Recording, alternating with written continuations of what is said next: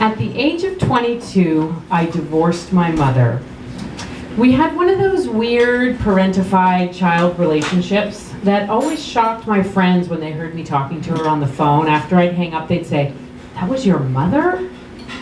My mom was single and dating and obsessed with men, and she loved to call me to go through the minutiae of all her struggles and suffering in great detail.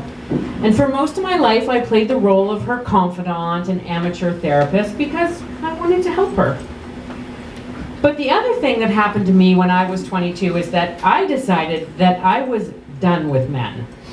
I had just finished a romance that was really a 9-month sex bender that consumed my first year of university, left me with bad grades, and ended in an ugly breakup.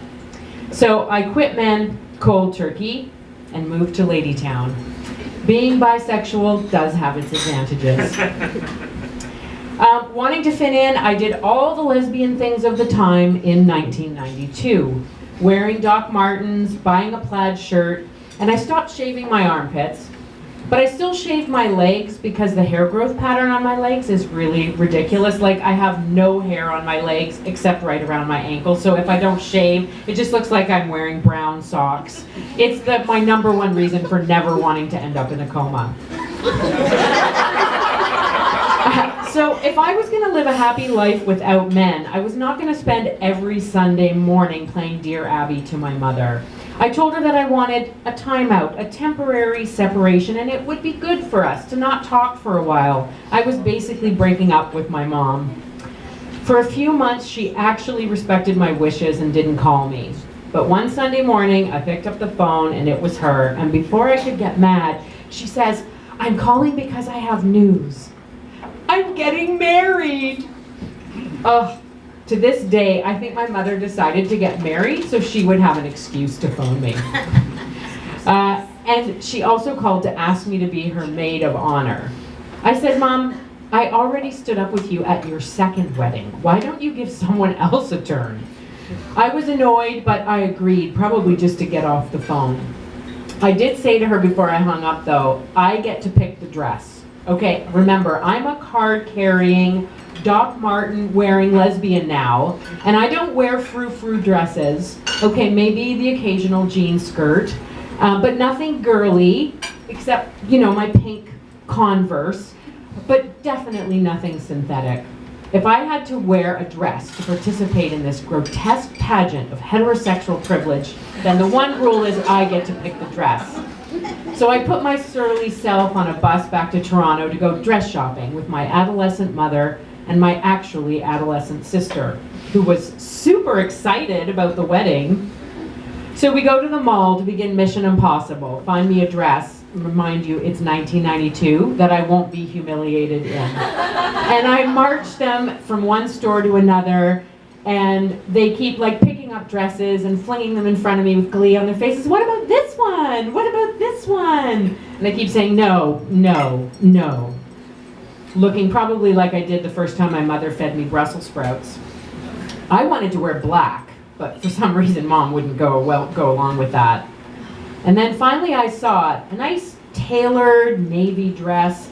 It was somewhat reminiscent of a uniform, maybe like a flight attendant. It was simple and dignified, and at least it was a cotton blend. I said, "This one." My sister's face hit the floor. And my mom said, "People are going to think you're the caterer." I said, "That's it, final offer. It's this dress or I'm out of the wedding." So Mom said yes to the dress.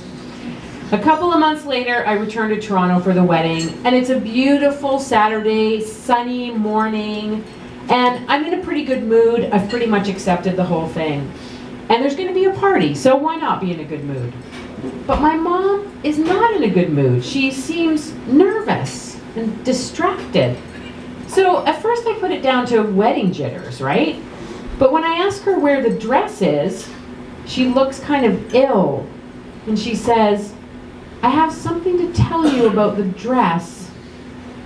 She says, "I'm sorry, but I took it back. Don't get mad. I got you a different dress." I said, show me the dress.